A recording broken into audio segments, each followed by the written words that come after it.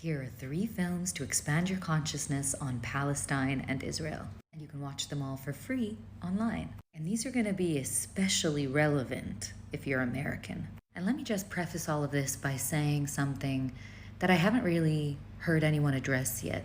And that's the fact that Palestine and Israel is not about Palestinians and Israelis. This is not a conflict between the Palestinian people and the Israeli people. In fact, I would go as far as to say that there's no such thing as Palestinian people and Israeli people. There is one people who have no idea what they are yet. Because like I said yesterday, the core issue in this situation is Israel's refusal to integrate. Elian, why is it Israel's responsibility to integrate? Because Israel has the power. Because Israel is the settler colony. Israel is the foreign entity that has been imposing itself at the expense of a native population for the last 75 years. It doesn't begin and end with Netanyahu's government. Jewish people from all over the world warned of the fascist inclinations of Zionism from the days of its conception. Look up Albert Einstein and Hannah Arendt's letter about the Nazi-like policies of Menachem Begin's government. So this isn't a conflict. It's an occupation, not only of the Palestinian body, but of the Israeli mind. Because like I said yesterday, everyone is a victim to the economic interests of empire's outpost. But Elian, what about Hamas and the terrorists? I'm not going to run through the whole history of Hamas for you, but let me just say real quick, Hamas doesn't exist without Israel. Hamas was born within an Israeli-occupied Gaza. Here's the real kicker. Israel helped create it. Yitzhak Segev, a former Israeli official, told the New York Times himself. Let me read it to you. He said they helped finance the Palestinian Islamist movement as a counterweight to the secularists and leftists of the Palestinian Liberation Organization and the Fatah Party, led by Yasser Arafat. Avner Cohen, former religious affairs official in Israel, said Hamas, to my great regret, is Israel's creation. Cohen is one of the people who lived and worked in Gaza in the 1980s. He warned his superiors at the time not to play divide and conquer in the occupied territories. But did they listen? Spoiler, they didn't. See, because the PLO at the time was doing a really good job of setting up a strong secular center for the Palestinian people. And the exclusionary apartheid settler colony did not like that. Okay, I've been ranting for 3 minutes and I could go on forever. Let's get into these movies. But just remember, you're watching one people, one entity, rejecting itself. All right, let's go. Number 1, Gaza Fights for Freedom by Abby Martin.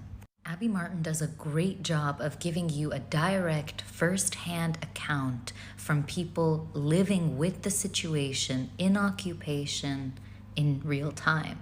And the best part is that she does a great job of keeping it unbiased. It's focused around the protests of the Great March of Return, as in people marching to return to their homes, okay? Can you imagine a life where you have to protest for your right to go home?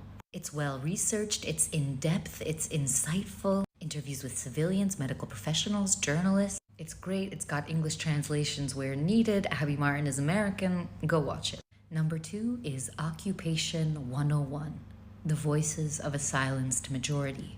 This one is by Sofiane and Abdul Lamish, and not only does it show you the impact of occupation on the lives of Palestine's native population, but it also shows you the very influential role that the United States has played in the region. It shows you how the occupation infiltrates the economic, social, and psychological lives of people growing up in Palestine every single day, and how the implementation of its policies is the #1 driver deepening the divide between these two communities. And most importantly, it shows you how Palestinians are silenced and marginalized in international conversations via the Western media's dehumanization of them. And I've experienced this firsthand, the effect of this propaganda on Western people. Yesterday in the Twitchiverse, someone was talking about how they saw footage of Hamas kidnapping people, how disturbing and traumatizing and heartbreaking it was. And it is. Any injustice against humanity is a problem.